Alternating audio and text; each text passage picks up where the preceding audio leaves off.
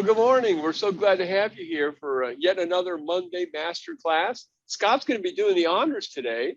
He's going to take us through current state questions. You know, when you think about it, almost all the people you do a discovery interview with, they've never been in a discovery interview. I wish that wasn't the case. I wish everybody was doing discovery interviews, but that's where we're at today. And so, you know, you get one chance to make a good first impression. And so these current state questions are probably more important than I normally think of them. Getting off to that good start is really important. So Scott's going to tell us a little bit about the whys and the hows. And, you know, you're going to know more than you can imagine about current state questions in the next half hour. Right, Scott? We'll do our best. We'll do our best. Absolutely. Well, take it away. And then, and by the way, we'll keep this very informal.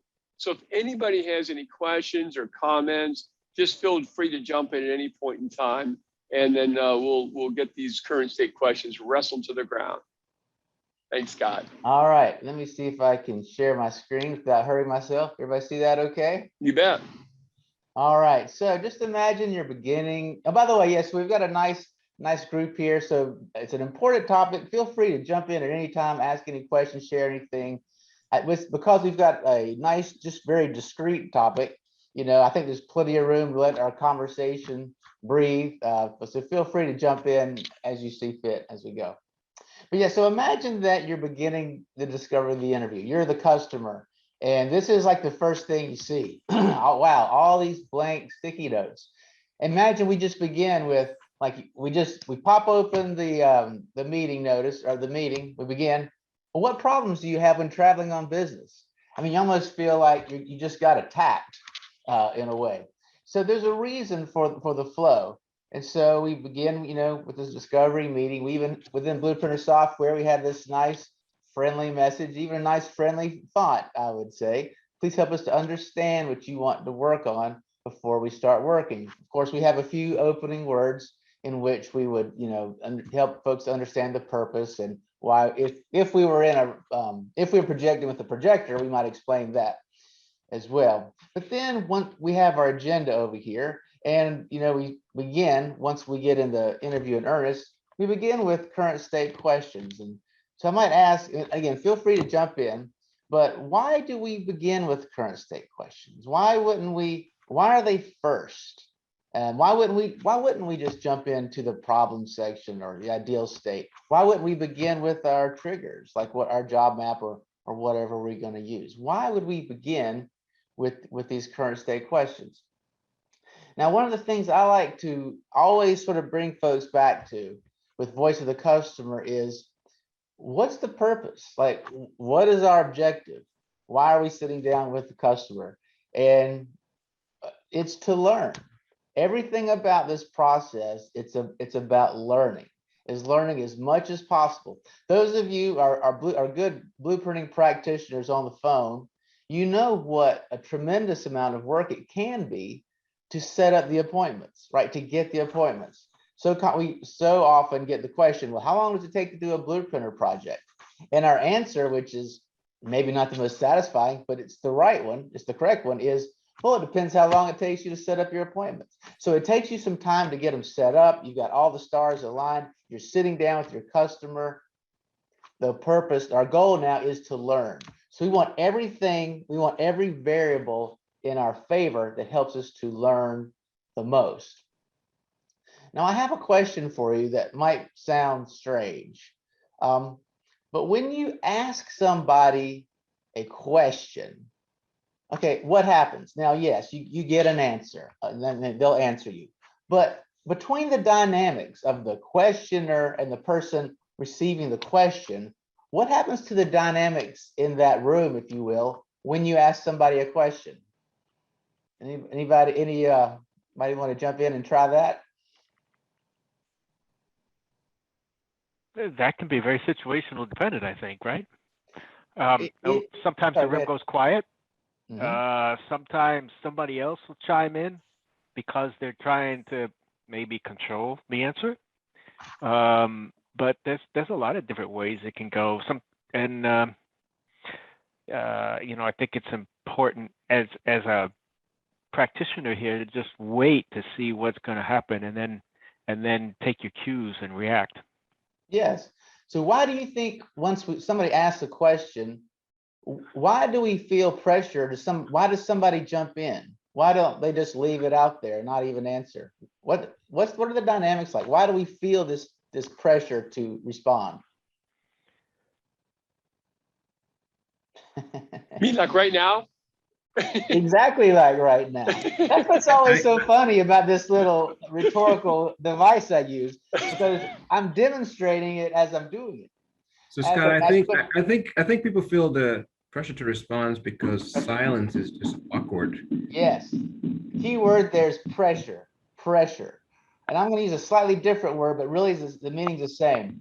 When you ask a question in an interview or anytime, even with questions during a teaching session, when the question is asked, it creates tension, or we could even call that pressure. That tension is not resolved until somebody answers.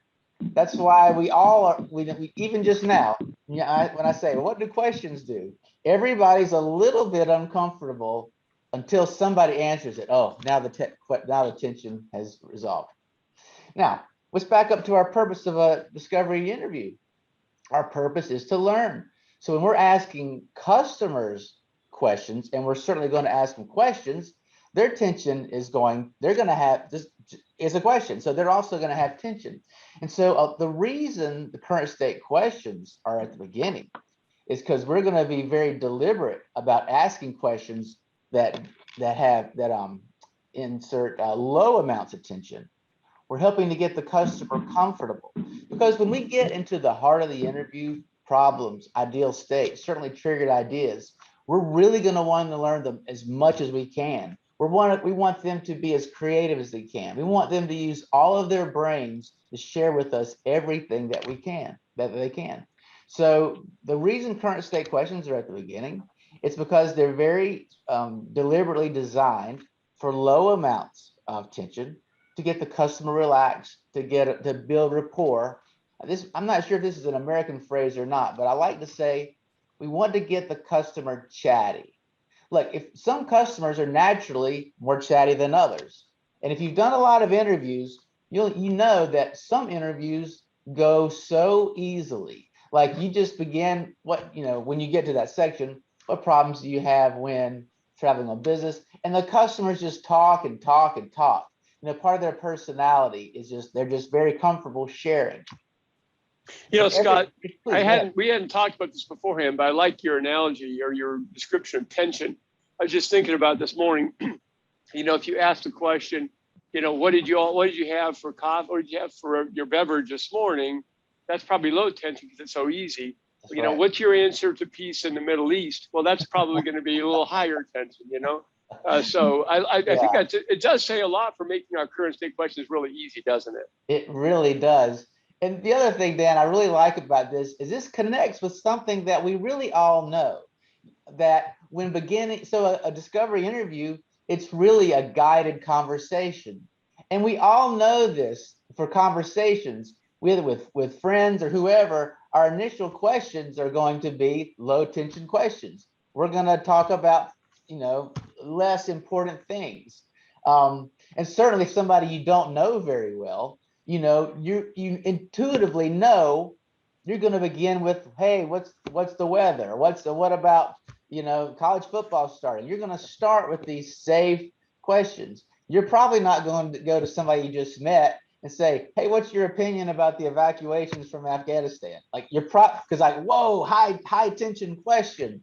Now with your good friends, you can probably skip some of the lower rapport. Why? Because the tension's already going to be lower.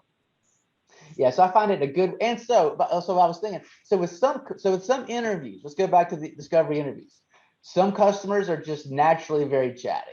What problems do you have when traveling on business? Man, they just go and they will just fill up the airspace. You can capture all those notes, and your interviewing team, you guys are like, wow, we're geniuses for getting all this information. I'm not saying you're not, but I'm saying you just happen to have a really good customer. Now, again, if you've done a few of these, you've gotten the opposite into that, where you ask the customer what challenges they have when traveling on business, and they're just naturally not as talkative. Well, as an interviewer, as a moderator, you're going to be a little sensitive to this, and you need to build that rapport. If you have a customer that's more difficult to build rapport with, then you might stay in the current state a little longer. If it's easy, you'll stay in there not quite as long. But anyway, that's just some general ways I want you to think about current state. That's the reason, the logic while it's at the beginning. This is when we're building rapport, maybe gathering a little reconnaissance, but mostly it's about building rapport. Now, let's look at what we have within the Blue Help link. And I've already got the link here, to Blue Help, and you can all access Blue Help within the Blueprinting Center. And the Blue Help Knowledge Center, to our best ability, we have included every bit of information somebody needs to know to execute blueprinting. And in fact, well, for blueprinting, and also any questions about the software, how do I do a task? And in fact, when somebody asks us a question and the answer is not in there, the very first thing we do is we write an article on that to address it. So within Blue Help is literally the answer to every question we've ever been asked. So let's imagine that we're working with our team, and golly, it's been a while since the training. I gotta write these current state questions. So just come in here, just type in current state, and look what comes up. We have 3 articles: the purpose of current state questions, about selecting them, then using them in an interview. Let's go to this first one, the purpose of current state questions. And look what we have here. Our main objective within current state, it's not about learning there, but it's to make the customer comfortable. And then here's what Dan often says, which I just illustrated, imagining you're beginning an interview and wow, the customer sees all these notes, and then what, tension's high, so they're going to be less able to share a lot of information with you. So I'm not going to read through all of this, but just hit a few high points from what's here in Blue Help. 4 key purposes that we want to achieve during current state questions. We want to get a clarification particularly around the major area we're looking to investigate, helping to understand a little bit about their context. Are there any just things like specifically we'd like to know? Like we're confused about something with the value chain. We might ask for completion, but really the biggest one is this last point. It's really about their comfort. It's just about, again, it's the rapport building. So when we sit down with a customer, we might even ask them about the weather, or we might even, something I do, I often say, well, where is everybody geographically? And if they're in, wherever they are, I can usually think of some good food I've eaten there. And so that's a way to connect with people. But so the current state, we can think about it being that just hello, how are you, building rapport, and the actual part of the interview. So building their comfort level so that when we're in the heart of the interview, now we're getting the good information. We're really learning a lot. Okay. So let's see what else is here in Blue Help. And I'm just going to type in current state again. And again, anybody feel free to jump in and if they have any comments or questions as we go. So number 2, it's about selecting your current state questions. And here we have some guidelines, some criteria you might think of. And as you might imagine, each of these is designed to keep tension low. It's about achieving those objectives we just read, keep them about the customer's comfort, about building rapport. So we're not going to jump into problems, right? We've got that section coming up. We're not going to do that yet. We're not going to ask about sensitive information. Again, that could help to make them less comfortable. That's the opposite of what we want to do. And we're going to keep it brief. The questions should be brief and easily understandable. And we're also not going to ask a lot of questions. Certainly, new blueprinting practitioners, sometimes they think all the things we want to know, and they'll ask all those, they're sort of tempted to put all those questions there. I actually think it's a good exercise to somewhere write everything you'd like to know, but current state questions is not where you're going to do that. It's not where you're not going to ask them from there anyways, right? We're going to keep focused on building rapport. And I'm going to show you this within the software, but within Blueprinter, we actually have some generic questions, but we're going to look at that in a moment. But first, let's see what else is here in about current state. We have one more article in here about using them during a discovery interview. And this article just helps to remind you really of where the current state questions fit within the scope of the project. I'm sorry, of your interview. Within your quick start card, if you have that handy, you're going to talk about the purpose. If you happen to be in a conference room, you'll talk about the projector. You probably don't need to mention that so much if with the web conference, although it's probably handy to mention, hey, I'm going to project, I'm going to share the notes, and why that might be helpful. Maybe we should change it to display now that we're in the pandemic time. I agree, Dan. Yeah, there's a few places in here that we have room for. Things have changed, right? With being not only with being able, well, we were always able. We always had the ability to do web conference interviews. But it lends itself so well to Zoom and whatnot. But now everybody sort of expects it. So yeah, we probably have an opportunity to update a few things here and there. So anyway, and then we'll go over the agenda. And we show how this appears within the software. Because again, within Blue Help, we're really helping to teach a couple of things. The methodology, but also, you know, when you get into the software, how you actually would use it. And so with that in mind, let's take a look. Let's look in the software. We always get that nice little message. And we're here in the demo project. And let's say, wow, I don't even really know where to begin with my current state questions. Well, sorry, I have a tendency to click a little fast. But within the orange one, Discovery Interviews, here in 2.3, you see Plan Questions and Triggers. So I'm going to select that. And here we have the current state questions that have been added for this particular example. Now, but if we were at the beginning, it's like, I'm not even really sure where to start. Well, you can select here, generic questions, and you can see the mouse over tells you what those are. These are a list of common questions that might be suitable. And so let's select generic questions, and we have them here in 4 different categories: strategy, operations, supply chain, marketing and sales, and product development. And as you're beginning, these are great questions just to scan over, see if these inspire anything. You know, you might keep those criteria in mind. And if you just want to add one, you can just, it's fairly easy. You can just click. How do you go about designing your new products? For example, how would you describe your sales and distribution organization? Hey, Scott. Yeah. You know, what's interesting, I think you and I both seen this, with new teams, they actually do better with the generic questions than their customized ones usually, because just as you said earlier, we sometimes want to get our information out, and a lot of times it's about what we want to learn. Whereas these generic questions are generally designed to make the customer feel comfortable. They're things they should know the answer to and are willing to tell. And one of my favorites is S5. Compared to others in this industry, what would you say your major strengths are? Remember, you guys remember how Scott said one of the goals is to form rapport? If you met somebody for the very first time and you wanted to form rapport, would you start telling them about yourself, or would you ask them questions about themselves and would be absolutely fascinated with what they told you, especially their special skills and hobbies and strengths and that? That's how you build rapport. So I think the questions that make the customer feel really at ease and tell us about them are really good current state questions.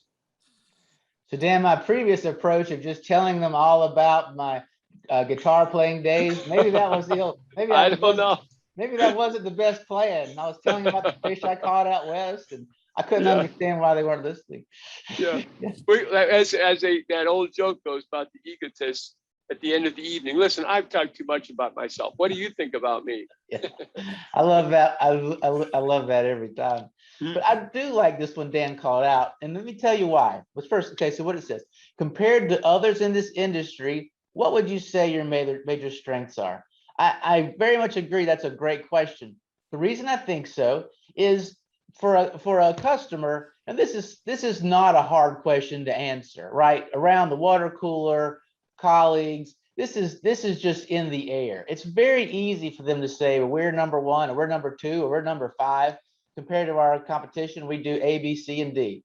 You know, it's easy for them to answer, and that's the most important thing, and it builds rapport. But here's why I particularly like it. it's really beyond building rapport. We want it to feel relevant. Like if we literally were only talking about, hey, about the weather, isn't that tragic in New Orleans, or wow, I'm happy college football season started. To the customer, it doesn't really feel like we've started. Like it doesn't feel like we're doing anything useful yet. And for a B2B customer, often very busy, that actually induces a little tension. Like, I think they're wasting my time. So this question is great because it's relevant. It feels like we're in the interview. So it feels like a good use of time. And while not inducing a lot of tension. Now, another reason I like it, and this is also useful for you as the interviewer. This is useful information to you. And when they ask that, I would be actively listening if they even mention any of their competitors. But anyway, so it hits all the boxes. It's low.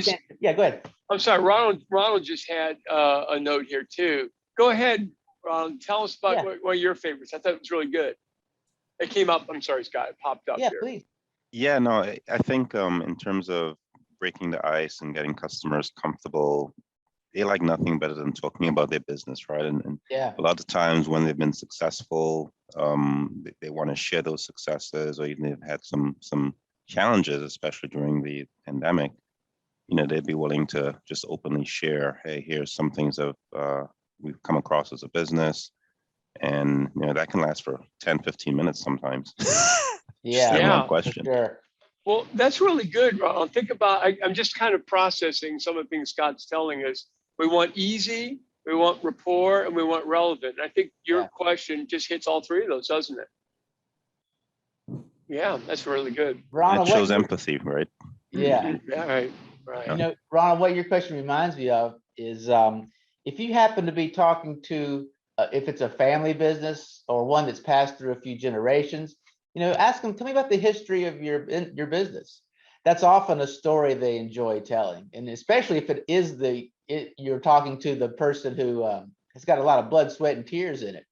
That can be, and it's, again, they enjoy, it's a story they've told many times. It's easy. They enjoy telling it, and it's useful to you. We used to be in this, we used to be in that, or whatever. So that's a neat little thing for family-owned or private businesses, I should say. Yeah. Now I have a few. Ronald, I didn't pay Ronald to say this ahead of time, but I had a few examples that I've used personally, and I'll just mention. Back when I did a lot of this work in the compact tractor space for John Deere, I found I only needed one question. And let me set the context a little bit. For these interviews, we were meeting with folks that would have, say, from 15 to a few hundred acres. These are not farmers. These are folks that have bought land, often newer retirees. They've bought land. It's just to play with. They want to live out in the country. That's who this customer group was. And so my question would be, and so our products were these small, relatively small tractors. So they're not farming. But my question would be, hey, tell me a little bit about your property. And man, that was they loved telling me about their property.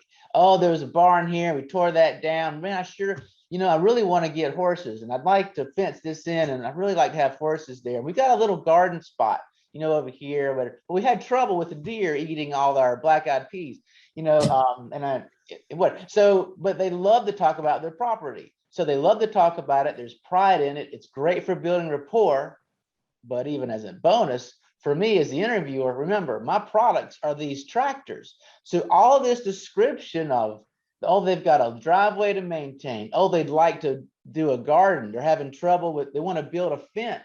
This is very relevant for things for me. And as I'm taking in those cases, I would be, in the field with a notepad. I'm taking little notes about all those things because it's helpful for me to understand where they might use the tractor. And so once I stumbled upon that current state question, tell me a little bit about your property. I never needed another one, which is great. For agriculture, did some projects in agriculture, very so similar. Tell me about the types of crops you grow. For a timber harvesting product or project, well, tell me about the types of equipment you have. Well, that's really easy to answer. Well, what are the makes and models of those? everybody, no matter what our toys are, whether it's you have an iPhone or it's what your car is, we all have a little bit of pride in like whatever things we've bought, right? And so, hey, tell me about the equipment you have and using it, not using it, but tell me about the makes and models of your equipment. Easy to answer. There's a little pride in responding, and it feels relevant. Now, I've got some questions for the audience that I'm gonna ask, and then I want you guys to think about it. And then while you're thinking about it, I'm gonna have a question for Mr. Adams here. The questions for the audience I want you guys to think about are these. What if we didn't spend enough time in current state? How would that affect our interview? And then similarly, well, what if we spent too much time in there? I want you to noodle on that. While you're noodling on that, Dan, my question for you is, you've done this a long time. What are some common errors that you've seen people make when writing current state questions? And that I've made as well. When we first started doing discovery interviews, I was just experimenting, and I just thought, hey, it'd be good to start with some questions. And I used to tell people do 4 or 5 questions. And I remember I was with one of my first really large clients, and I got some really good advice. The fellow said, you think 4 or 5 is right? Wouldn't it be better to 2 or 3? This is probably like 15 years ago. And we dropped it down, and that was absolutely the right answer, is get it down, because it wasn't about me learning information, as we've been saying. It's about getting the customer comfortable. And I've observed over the years, often in about 10 minutes, you can watch the body language. We don't do it, we can't see it as well on virtual. But when we get back into conference rooms, I'd invite everybody to watch the body language. I remember this was up in Minnesota. The executive we were interviewing was at the end of the conference room table, and his lieutenants around, and he was like this. His arm, I don't know if you can see my arms folded, kind of a stern expression. Within about 10 minutes, he's leaning in. Oh, here's another problem we're having, and so it takes about that time to get going. So that's about why we say 10 to 15 minutes of current state questions. Once you get them started, away they go. And then I'll give you one more problem. That is getting too close to problems, challenges, and so forth. Many of the people you interview want to tell you about their problems. And the reason I don't like to get them started, if I can help it in current state, is I can manage them so much better on those sticky notes. I can get a lot of good typing. I can separate things out. I can move them around. I can sort them. We can assign TPs, MHs. It's harder to do that in the current state area. There is a way of sending them over if you need to, because sometimes they can't help themselves. They got to tell you about their problems. But those would be a couple of things I've seen, Scott. Yeah. Yep. I've seen those same things, and I've made those same. Yeah. As you mentioned, I think of other problems or other things I've done that I've learned from that weren't as good that I might share if I feel comfortable enough. We'll see. So anybody like to chirp in? What might happen if we did not spend enough time in current state questions? How might that impact our session? Feel the tension? Yeah, I can jump in. I'd say there's only been a couple of cases in maybe 30 interviews where people were just not in the zone. They're feeling like, why am I providing this information? You can kind of just sense that lack of desire to jump into the process. And I think without that, current state to open people up, you can more easily go there. So I haven't thought deeply about why you do the current state, but we almost always use it, and it's just easy. It's an easy entryway to people just opening up with their business. Yep. Great point, Zach. And it's interesting. Again, I didn't pay Zach to say this, but I mentioned that as Dan was talking, I thought of some interviews I've done that didn't go as well. One came to mind where it was a business owner, and he was just not very happy. He was angry. We went into current state questions. We went to the problem sections too early, and he just wasn't happy. He got more angry. He got more frustrated. But in my mind, we had spent the 10 to 15 minutes. We had spent that amount of time, but what I should have done is read the room a little bit and excuse me, he just was still, he wasn't there yet. He was not, we didn't have rapport yet. And so I should have stayed there longer with this particular customer because we didn't have the rapport yet. He hadn't really given me permission to go into the actual problems. I'll say that's a very unusual situation, very unusual, but it did happen. And so that's one thing you want to think about is reading the room. And if you have a real tough customer, you know, you might build rapport. Now, I did have another interview with this person. He owned, in this case, what was it? He owned a timber mill, I mean, he was the owner. And we had difficulty getting the interview. The best thing we could do is to have an interview over lunch. It's the only thing we could do to even get the appointment. And let me tell you, this person had no patience with anything up front. He wanted to get right into the heart of the conversation. So for this individual, again, this is very unusual. He was actually more comfortable by us jumping into the problems because he's like, I don't have a lot of time, get to what you want to know. So he was actually less comfortable with anything building rapport. Again, I've only had that happen once. But so I think the lesson here though is just to remember the goal. Again, it's about learning. And you're having a conversation, and so you're gonna need to be a little sensitive to the room. Sometimes you'll stay in current state section a little longer. Sometimes you'll go out a little earlier if you've got good rapport. So you just sort of want to read the room. But on average, certainly that 10 to 15 minutes, you know, 2 to 3 questions that's what's going to get you there 85% of the time. But there is the 10 to 15% of the time that you're just sort of, you know, you're having a conversation. Now, from there, any from the audience, for our good practitioners here, does anybody else have any best practices they'd like to share? If you can stand this tension. See, I had to jump in. I couldn't take it. While they're thinking, I'll just throw in one.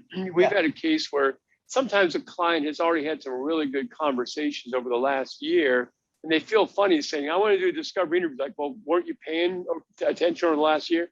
And so we advise them to fill in some yellow sticky notes of what they've been hearing, and then say to the customer, we'd like to review what you told us. We have a few questions, even if they don't. We have a few questions on this. And then, are there any other ones? That really serves as your current state. I wouldn't bother doing any current state. I would just, here's what we've been talking about.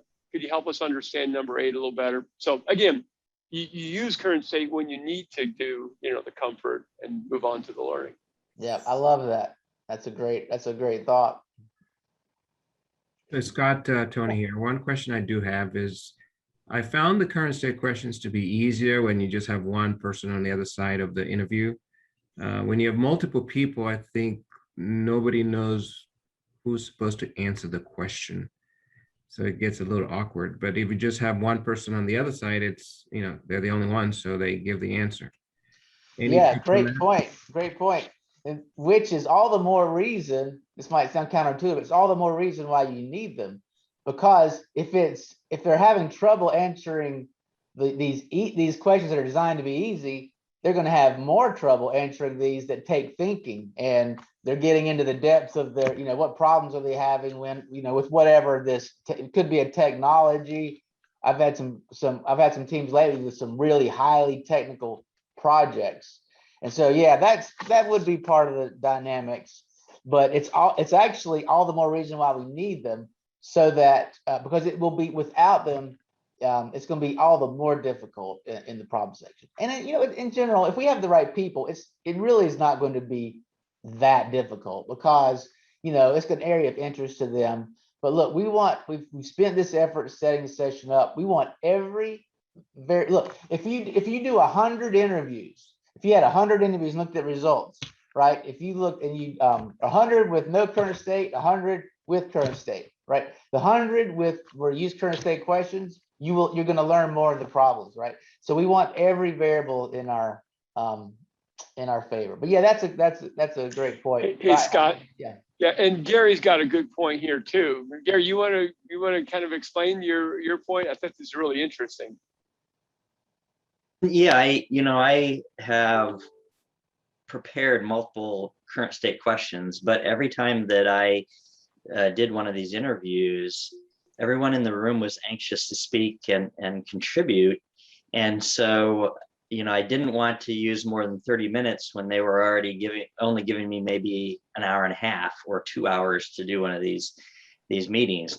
And I can tell you every single meeting has gone way over the time allowed or scheduled.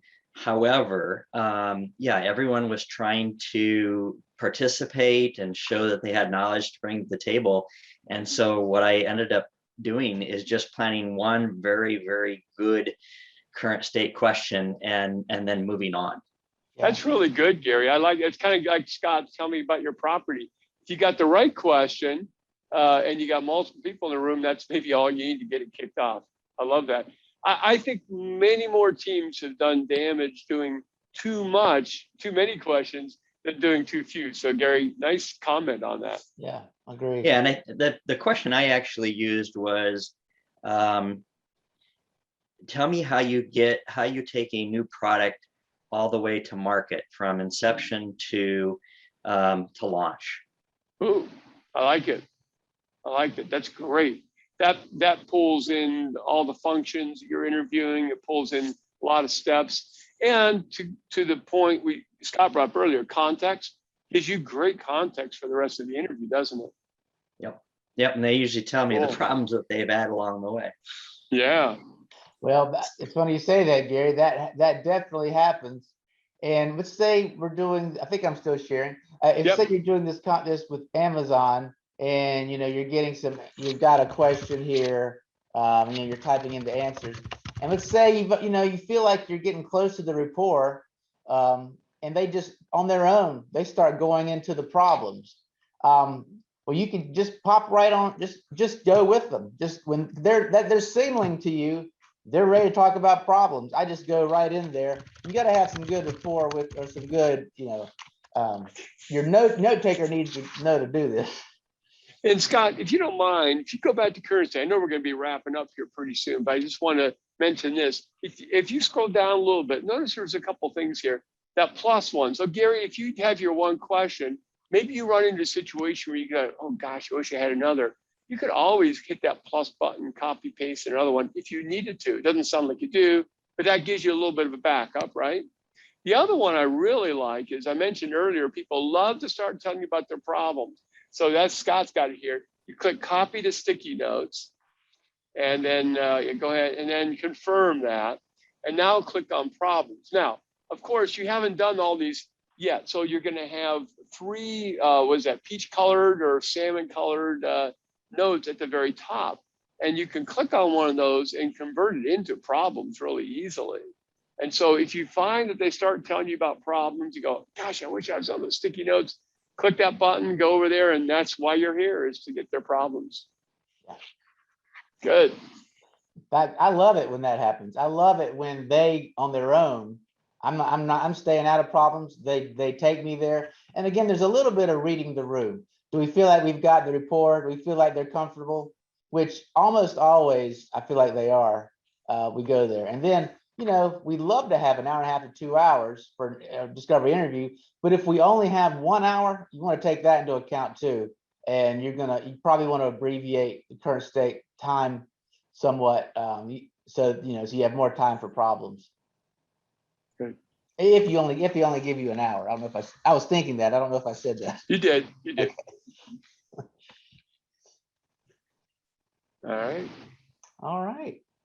Anything else any other questions about current state questions, or for that matter, well, I'll start there. Any other questions about current state questions or feedback or best practices or? All right, then maybe and if anybody thinks of something, feel free to offer it. But with since we don't, does anybody have any questions about anything blueprinting at all, software related? We're happy to talk about whatever's of interest to you.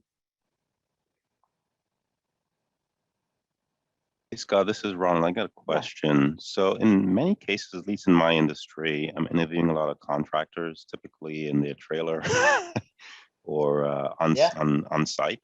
Yep. And so getting access to a projector is somewhat difficult in those cases, right? In many cases, they won't have one because it's not an office environment.